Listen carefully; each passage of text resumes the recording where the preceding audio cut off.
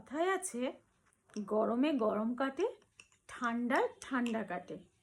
দেখো, আজকে আমার ছেলে আর আমার ভাইজি মিলে আমার জন্য, বাড়ির সবার জন্য কোল্ড কফি বানিয়েছে।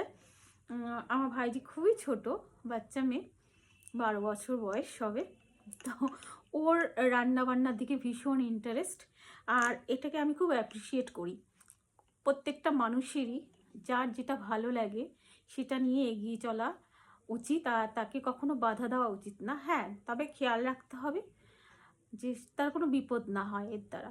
তো যাই হোক, এই কোল্ড কফিটা বানিয়ে দিয়েছে। সত্যি কথা বলতে এটা যেমনই খেতে হোক, আমি খাইনি এখনো, সেটা অসাধারণই হবে। তো